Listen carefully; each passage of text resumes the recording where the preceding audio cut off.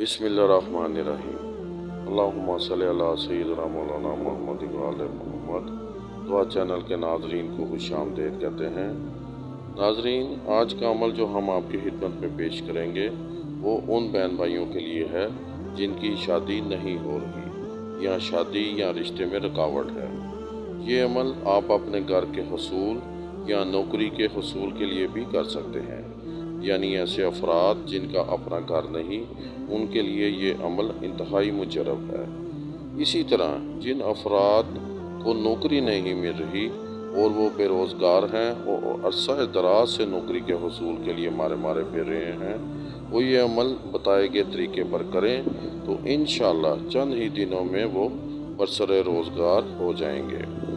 अमल क्या है? अमल इस तरह है कि आपने जुम्मे की पहली अजान के बाद खड़े होकर 3 मरतबा सूरह जुमा पढ़नी है।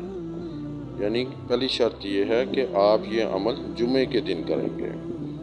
आपने जुम्मे की पहली अजान के बाद खड़े होकर सूरह जुमा 3 मरतबा पढ़ी है। अगर आपको ज़ुबानी याद नहीं तो आप कुरान मजीद या पंज सूरतें को खोलकर खड़े होकर आपने पढ़नी है। इसके बाद जब आप 3 मरतबा सूरह जुमा पढ़ लें तो सलातुल हाजत के 2 नफल अदा करें, और उसके बाद जब आप सलातुल हाजत के 2 नफल अदा कर लें तो 41 मरतबा सूरह जुमा की आखिरी आयत पढ़नी है।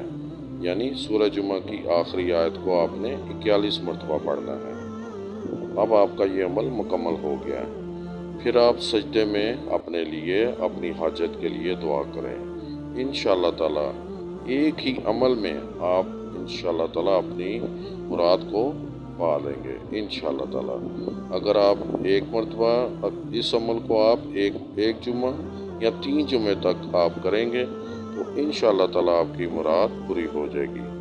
अस्सलामु अलैकुम व रहमतुल्लाहि व बरकातुहू।